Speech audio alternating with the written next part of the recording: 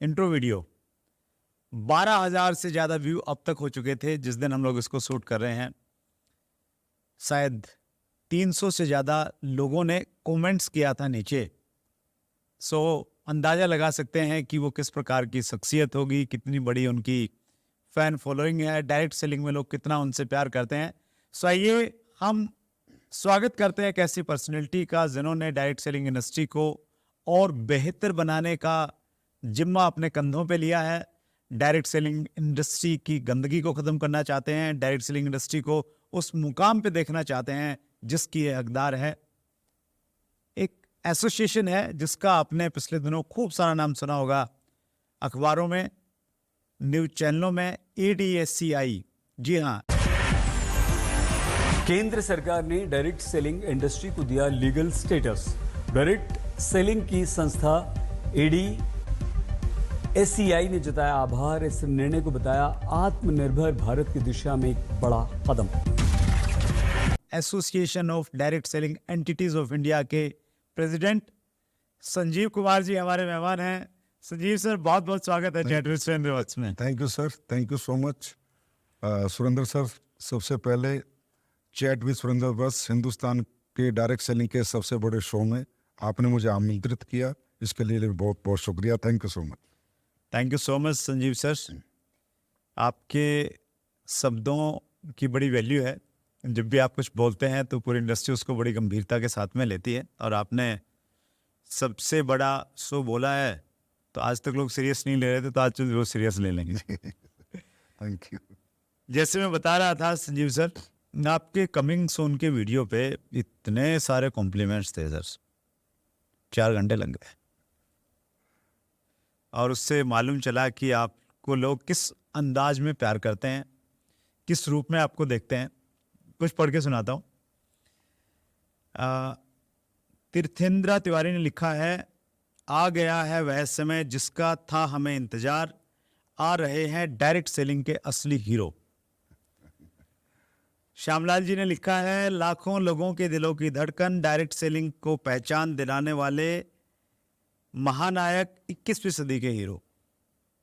महावीर ने लिखा है, डायरेक्ट सेलिंग इंडस्ट्री को व्यवसायिक बिजनेस स्थापित करने वाले सदी के महानायक, गरीबों के मसीहा और ईमानदारी नेक नीति के साथ में लाखों लोगों के घरों में आयुर्वेद के माध्यम से खुशियां लाने वाले डॉक्टर संजीव सर, आपका दिल की गहराई से हार्दिक स्वागत है।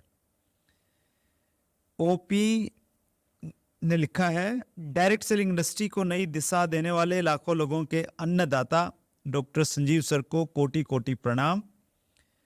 अमर जायसवाल ने लिखा है, डायरेक्ट सेलिंग में भी मिस्टर संजीव कुमार जी एक महादेव का रूप हैं, जो इस इंडस्ट्री को खराब कर रहे उनके लिए सबक सिखाने के लिए खुद महादेव अवतरित हुए हैं इस धरती पर संजीव गुरु जी के रूप में।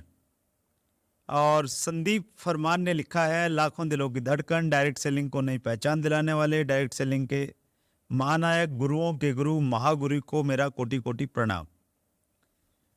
क्या खिलाते हो लोगों को? कुछ नहीं है। सबसे पहले तो इन सभी लोगों का बहुत बहुत शुक्रिया अदा करता हूँ कि इन्होंने इतने अच्छे कॉम्प्लीमेंट दिए। शायद मैं इसके लायक नहीं हूँ, लेकिन कोशिश करूँगा, मेहनत करूँगा कि ये मुझे कॉम्प्लीमेंट कनेक्ट कर पाए एक दिन। और बस ये प्यार है सर जनता का, आपका। नहीं देखिए, मैं ऑनेस्टली एक चीज मानता भी उस चीज को, आपसे पूछना भी चाहता हूँ। मेरा तो धंधा ही है लोगों से मिलना जुलना, बातचीत करना, और बहुत सारे लोगों से मैं मिल चुका हूँ। और लेकिन जिस प्रकार आपने पिछले 4-5 साल में इंडस्ट्री में एक अलग पहचान बनाई है। इंडस्ट्री तो बहुत पुरानी है, 25, मतलब हमारे यहाँ पे ऐसे भी लोग आए हैं जो 28-30 साल से डायरेक्ट सेलिंग में काम कर रहे हैं। लेकिन आपने जो एक अलग पहचान बनाई, एक अलग छवि बनाई, वो आपकी व्यूअरशिप से दिखती है, आपके इंटरव्यू से, आपके कमिंग सून के उस 1 मिनट के क्लिप से वो दिखती है। तो ऐसा क्या संजीव जी कर रहे हैं जो दूसरे लोगों को फॉलो करना चाहिए? मुझे डायरेक्ट सेलिंग बिजनेस एक अलग, एक मतलब एक ऐसा मॉडल लगता है कि जैसा मॉडल मुझे नहीं लगता कि दुनिया में किसी बिजनेस का ऐसा मॉडल है ये एक बड़ी पवित्र सी इंडस्ट्री है। मतलब जो आज का समाज है, जो आज की दुनिया है, जिस हिसाब से लोग जी रहे हैं या एक दूसरे के साथ काम कर रहे हैं या एक दूसरे से काम करवा रहे हैं, लेकिन वो जो कनेक्शन, जो आत्मीयता, जो प्रेम, जो भाव यहाँ पर मिलता है हमें। एक डायरेक्ट सेलर बनता है, बड़ा आदमी बन जाता है, लेकिन फिर भी एक छोटे आदमी से प्यार करता है, उसके घर भी जाता है, खाना भी खाता है। यहाँ गरीब अमीर की खाई नहीं है, जात पात की खाई नहीं है, यहाँ कोई छोटा बड़ा नहीं है, यहाँ सब सबकी भलाई की कामना करते हैं। तो ऐसा मुझे लगता है इससे बड़ा धर्म का और पवित्र काम शायद मेरे हिसाब से इस दुनिया में कोई नहीं है। तो उसी तरीके से इसमें पवित्रता होनी चाहिए, वही कमिटमेंट होने चाहिए और वही सच्चा भाव होना चाहिए इस इंडस्ट्री के प्रति। तो मुझे लगता है दुनिया की भगवान ने सबसे खूबसूरत इंडस्ट्री बनाई है। तो सच्चा भाव, कमिटमेंट, सारी दूरियां मिटा के काम करें तो संजीव जी जैसी ख्याति प्राप्त की जा सकती है। नहीं, हाँ बिल्कुल, मुझसे भी बेहतर बन सकते हैं। That's great. मेरे पास में बहुत सारी क्वेश्चंस हैं, मेरे दिमाग में, जहन में घूम रहे हैं। मैं आपसे पूछूंगा एक एक करके, लेकिन उससे पहले थोड़ा सा वो व्यूअर जो आपको नहीं जानते हैं, थोड़ा सा एक बैकग्राउंड बता दीजिए, अब तक की जर्नी कैसे रही।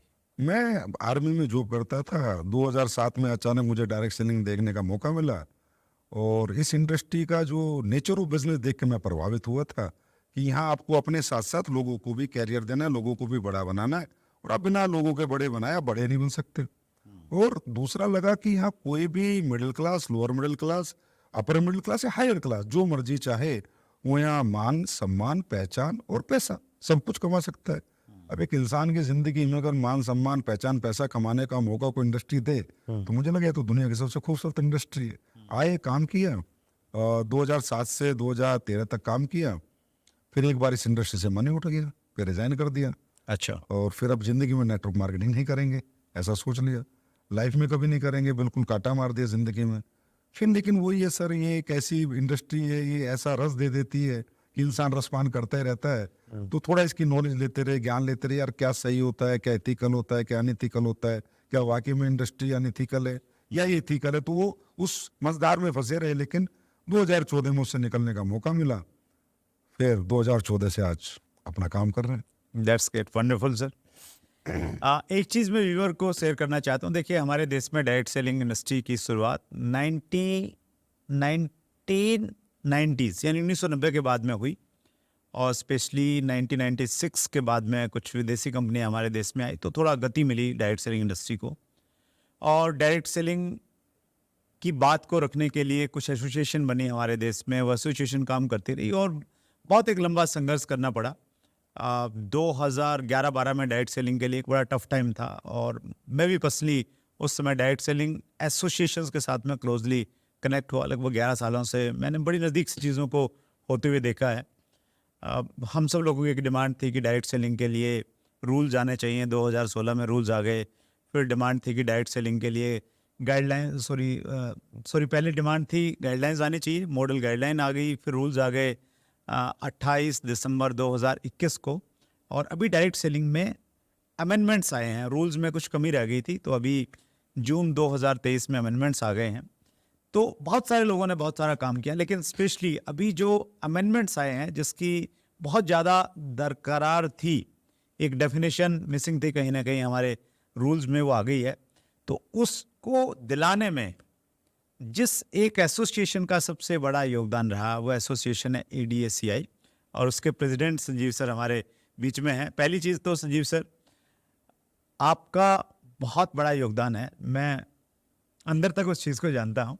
तो पूरी इंडस्ट्री की तरफ से मेरे पास में मौका है आपका धन्यवाद करने के लिए। Thank you so much. और आपको सैल्यूट करने के लिए। आपने इंडस्ट्री के लिए बहुत अच्छा काम किया है, बहुत बड़े कन्फ्यूज़न को आपने दूर करवा दिया है। एक बात छोटा सा कहना चाहूँगा सर, और ये जान के आप बड़े आश्चर्यचकित होंगे और शायद भरोसा ना करें, मैंने लड़ना आपसे सीखा है।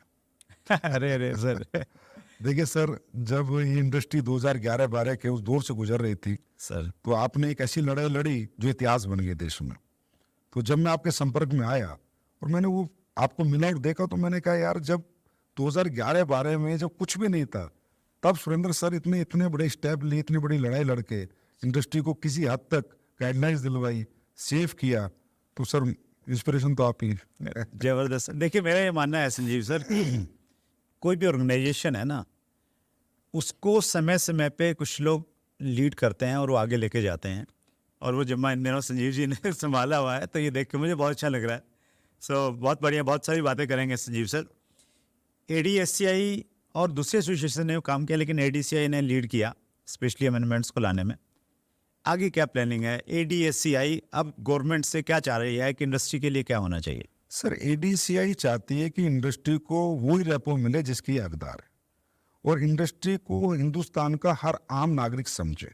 वो हमारे साथ एसोसिएट हो चाहे ना हो, लेकिन वो हमारी इंडस्ट्री को उन्हीं नज़रों से देखे जिसके लायक इंडस्ट्री है, जो यहाँ पर आत्मीयता है, जो प्यार है, जो रोजगार है, जो हर बच्चे को आज एम्प्लॉयमेंट होने का मौका मिल रहा है। यहाँ पर बड़े को, बुजुर्ग को एज लिमिट नहीं, कास्टिज्म नहीं, कुछ तो नहीं है यहाँ पर। राइट। तो वो हमारे को अधिकार मिलने चाहिए, और उसके लिए हम लोग चाहते हैं कि गवर्नमेंट इथिकल और अनइथिकल का डिफरेंस थोड़ा क्रिएट करे। उसके लिए अभी ADCI की नेक्स्ट लड़ाई जो ये है, गवर्नमेंट से बातचीत है, जो भी है कोशिश करेंगे, बातचीत से बात बने सारी, कि हम चाहते हैं कि गवर्नमेंट एसोसिएशंस के साथ एसोसिएट होकर एक कमेटी फॉर्म करे। अच्छा। जैसे कि इंश्योरेंस रेगुलेटरी IRD है, जैसे शेयर मार्केट को से भी कंट्रोल करती है, ऐसी एक कमेटी एसोसिएशन के साथ मिलकर गवर्नमेंट बनाए, जो कि इस डायरेक्ट सेलिंग को कंट्रोल करे इंडिया में, और इथिकल डायरेक्ट सेलिंग को ज्यादा बढ़ावा दे। और जो अनइथिकल डायरेक्ट सेलिंग है, जो बिल्कुल ही एक नए उसी माइंड से आते हैं कि भाई यहाँ लोगों के इमोशंस का फायदा उठाओ, लोगों के रिलेशंस का फायदा उठाओ, कुछ भी प्रोडक्ट बेचो, कुछ भी प्लान बनाओ, नॉन कैलकुलेटिव प्लान बनाओ, कहीं से उठा के प्रोडक्ट बेच दो, ऐसे लोगों पे थोड़ा कड़ा शिकंजा गवर्नमेंट कसे। उसकी हमारी बातचीत अभी गवर्नमेंट से चल रही है। मैंने संजीव सर हमारे 50वें एपिसोड में, जो हमारा गोल्डन जुबली एपिसोड था, हेम पांडे सर हमारे गेस्ट थे, उनसे मैंने स्ट्रेट फॉरवर्ड यही प्रश्न पूछा था कि सर हम चाहते हैं कि डायरेक्ट सेलिंग पे रेगुलेटरी बॉडी बने, कब बनेगी? तो उनका रिप्लाई था कि अभी आपकी इंडस्ट्री का साइज़ बहुत छोटा है, गवर्नमेंट को अगर कोई नई चीज़ लेके आएगी तो उसमें मैन पावर चाहिए, उसमें पैसा लगेगा, तो आपकी इंडस्ट्री का साइज़ अभी इतना बड़ा है ही नहीं। साइज़ बड़ा होगा तो शायद सरकार उस बारे में सोचेगी। तो साइज़ बड़ा कैसे हो इंडस्ट्री का, सब लोग मिलके और बड़ा काम करें, कितना पोटेंशियल आपको दिखता है इंडिया में? देखिए सर, साइज इंडस्ट्री का जब ही बड़ा हो सकता है जब ये स्विचनेस खत्म हो। मतलब ये जो अभी कोई कंपनी आएगी, अचानक से किसी को इम्प्रेस करेगी, अपने उल्टे सीधे प्रमोशन करेगी। साइज बड़ा होता है सर जो कंपनियां ऑलरेडी स्टेब्लिश कंपनियां हैं, चाहे वो 50 हैं, चाहे वो 100 हैं, चाहे 200 हैं, लेकिन जो स्टेब्लिश कंपनियां वहीं पर रहकर लोग बड़ा काम करें। क्योंकि जब ये स्विच होता है इधर से उधर, तो कहीं ना कहीं टर्नओवर्स में फर्क पड़ता है, कहीं ना कहीं डिस्टर्बेंस क्रिएट होता है, कहीं ना कहीं एथिकल अनइथिकल की लड़ाइयाँ शुरू हो जाती हैं, कहीं ना कहीं मार्केट में एक नेगेटिव मैसेज आता है। जैसे आज आप देखिए कि आज आप देख रहे हैं कि कोई लीडर कहीं इधर उधर जाता है तो यूट्यूब वगैरह पे आके, फेसबुक वगैरह पे बातें करता है, तो जो आम जनता है वो ये देखती है कि यार ये इंडस्ट्री शायद हमारे लायक नहीं है। हमें आम जनता को ये बताना होगा, अपनी इंडस्ट्री को इतना एथिकल वे में करना होगा कि आम जनता ये भरोसा करे, yes I will be the part of this industry. मैं बेशक इस इंडस्ट्री में काम ना करूं, क्योंकि सर ये ओनली फॉर एम्प्लॉयमेंट नहीं है, ओनली फॉर मनी नहीं है, ये प्रोडक्ट बेस्ड इंडस्ट्री है। मैं इस कंपनी के साथ काम ना करूं लेकिन इसका प्रोडक्ट यूज करूं। तो जब लोगों का रुझान, हिंदुस्तान की 145 करोड़ जनता का रुझान हमारे प्रोडक्ट की तरफ आकर्षित होगा, लोग हमारे प्रोडक्ट से प्रभावित होंगे और हमारे प्रोडक्ट इस लायक होंगे कि लोग उन्हें खरीद सकेंगे, यूज कर सकेंगे और लोग हमारे यूजर बनेंगे, मेरे हिसाब से इंडस्ट्री का साइज तब बहुत बड़ा बनेगा। That's great sir. एक प्रश्न मैं और पूछना चाहता हूँ, उसको कहीं ना कहीं आपने टच किया। ऐसे कुछ उदाहरण देखने को